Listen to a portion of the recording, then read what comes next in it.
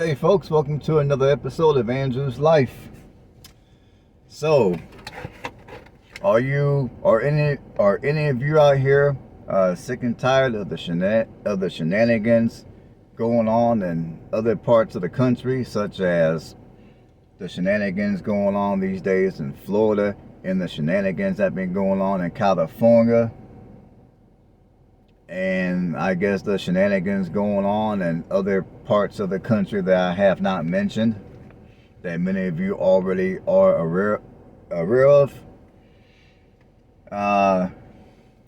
Do you mind living in a state where it gets cold and it snows during the winter? Do you enjoy the change of the seasons?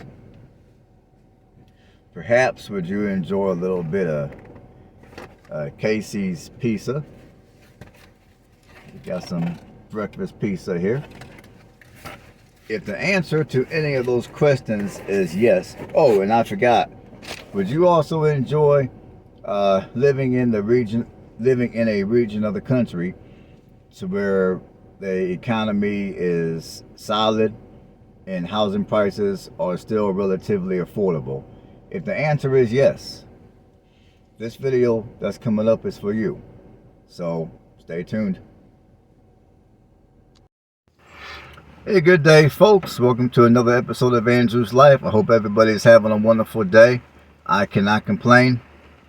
I am currently here in Hartford City, Indiana. We are about to view a house that is listed for sale. I am not a realtor. I am with a realtor because I had to consult with the realtor in order to bring this video to you guys. Now, for starters, as the title of the video is going to suggest, yes, you are seeing what you're seeing. No, your eyes are not deceiving you. Oh, that's going. No, the one in the back. I mean, this house is currently for sale for $100,000. That is it, $100,000. And if you buy this house, you will be within an hour of Fort Wayne, Indiana. You will also be within an hour of cities like Noblesville and Fishers to the south, which is located in Hamilton County, which are Indianapolis suburbs. In fact, Hamilton County is one of the wealthiest counties in the state of Indiana. And you will be less than an hour and a half from Indianapolis. That says the doors are. And there's also some smaller cities that are bigger than this one that are within a half hour of this city as well.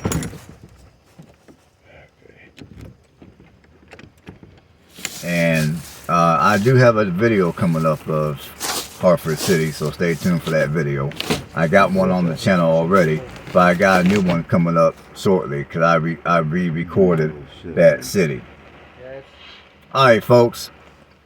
Obviously, you're looking inside the storage shed. And this storage shed does come with the house. Now there's another storage shed which is plastic that will not come with the house. The house itself is a little over 1,300 square feet. Got some protein. Pardon? And it sits on I didn't think walnuts were this big. about a third of an acre. Once that rots off, they turn black and it rots off. And I got some protein here. in the back, you do not have any neighbors directly behind you, because directly behind this house is going to be farmland. That's the back of the house you're looking at right now. And this house is located across the street from I think it's a pallet factory. Nice little yard here. I'm just giving you guys a view of some of the surrounding areas. Oh, I don't. Oh, okay. And there was a yellow, an orange flag over there that I didn't see before. Okay. So it's full closed off. And I'm trying to keep the realtor out of my video, which is why I got the camera pointed down. That looks about like a 0.3 acres. Oh, and the property taxes here, I believe before the homestead break is $1,000 a year. Now here in Indiana, at least in most counties, the homestead break in most counties is 50%. So after the homestead break, Okay. your property taxes here Middle. are gonna probably That's for be a very around long time. $500 a year.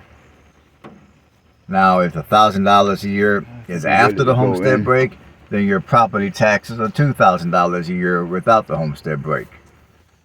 But for many of you that are coming from other Soap parts of already? the country,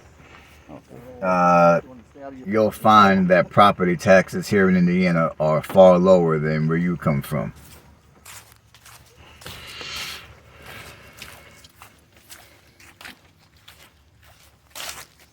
Thank you. I'll let you go. And in a minute here, we're going to be going inside the house. Okay, all right, I'm inside the house. What you guys are looking at is the paddock, is a porch, which has been enclosed. So you got the original brick, kind of like what I have in my house in Alabama. And you can tell this enclosure has been there for a minute because the wood is actually real wood, not that sawdust cheap crap. Okay, here's the living room, and I do not know exactly how old the carpet is. Carpet. And I asked the realtor if the owners had pets, and he didn't know. You know, But these people for the have most pets? part, this house, Okay. it's not too bad. I mean, it could be a little cleaner, but it's not bad. I mean, it's got a wood fireplace, which currently doesn't work. But if you want that to work, you can just call your technician to fix it once you purchase this home. I mean, I will say, as I walk through, the floors are very solid. There's no type of structural issues going on whatsoever. And this house does sit on a crawl space. Nice little house here. And on the outside, it also has a tin roof, which is 5 years old. So you ain't got to worry about roofing for a very long time, to say the least. And all the appliances you see here, to include the refrigerator, it will all come with the house. Oh, The appliances stay. oh. Now the dishwasher along with the oven are older, but they both work. And I know for me, that's all that really matters. I don't get into everything having to be updated to the 21st century. I don't care about that. My attitude is, if it works, I'm keeping it until it doesn't work. Because it's one of the biggest ways that many of you can save money when it comes to real estate. When it comes to being a homeowner. Because there's way too many of you that want to update this, you want to update that. Next thing you know, you're broke, and now you're taking out loans against your equity, which is dumb. So this house does have a gas hot water heater, and it's also gas furnace, and it's gas cooking. And it also has central air too. Okay, now we're in the garage right now. It's got the one car garage that you guys saw earlier. I mean, this house for the most part is nothing special, nothing fancy. For the most part, this is a basic house that sits on a decent sized lot. Here's a sunroom. And another thing I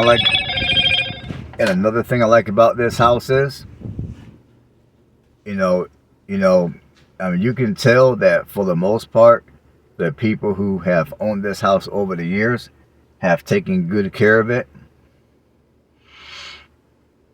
I mean, you don't see a bunch of recent renovations. You don't see anything that's over the top. I mean, this is just a basic, modest home, decently priced. It's in a decent location. So for those of you that are looking for affordable housing and you're being realistic with your approach to affordable housing, you're not going to places like Florida hoping for affordable housing and then you end up somewhere in the ghetto. You're not going to Tennessee crying about you can't find affordable housing.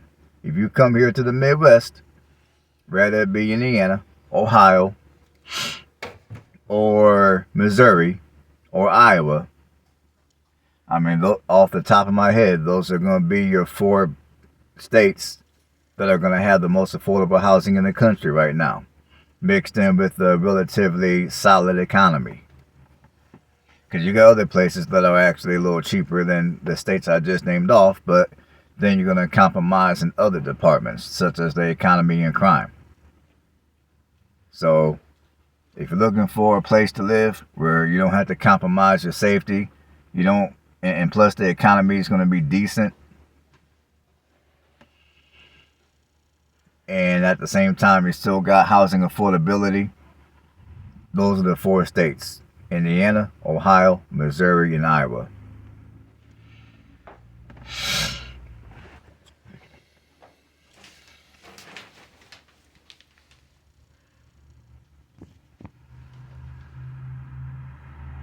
Oh, and another state which I'll add on the list will be Kansas.